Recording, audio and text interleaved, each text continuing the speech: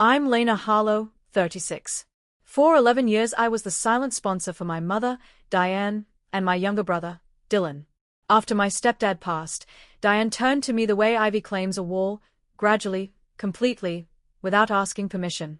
From the outside, we looked ordinary. Split-level home, holiday cards, my parents' old friends nodding approvingly at how close we all are. Inside, I covered the gap between their wishes and their wallets. Diane called it a little help.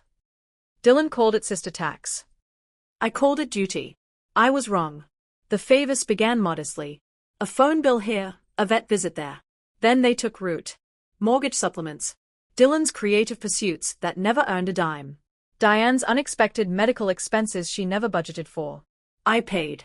I worked extra shifts as a senior accountant. Cancelled my own plans. Delayed buying a home. I told myself blood helps blood. I told myself it would balance out eventually. It never did. The breaking point wasn't explosive. It was a conversation I walked in on.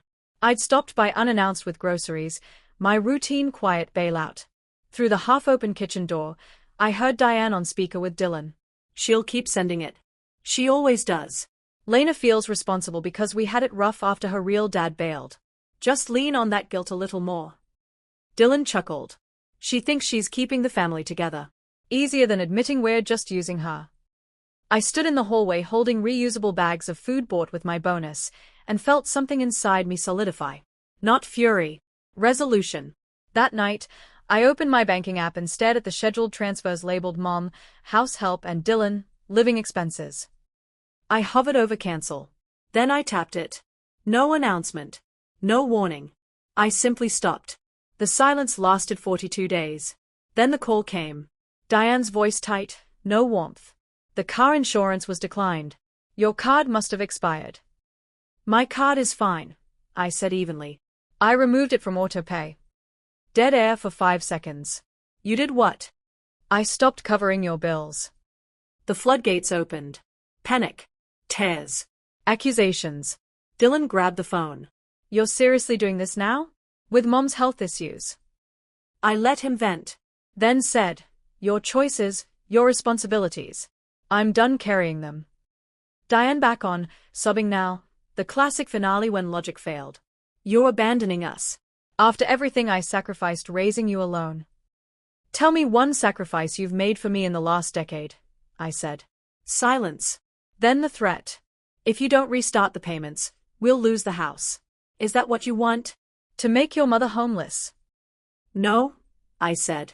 But that's what happens when adults don't plan. I hung up. The aftermath was textbook. Guilt trips from aunts I hadn't spoken to in years. A dramatic email from Dylan promising to turn things around this time. I blocked the sources that drained me. Kept the rest. I redirected every dollar I'd been sending them into my own future. Emergency fund. Down payment savings. A solo trip to the coast I'd postponed for years. The house went into foreclosure watch 6 months later. Diane downsized to a 1-bedroom rental. Dylan took a warehouse job, reliable hours, modest pay. They manage. I flourish.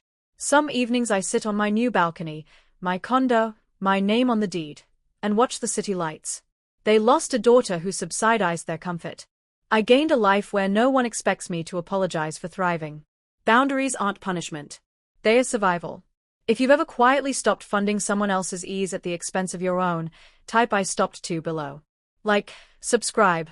These stories of choosing yourself might be the freedom you've been craving.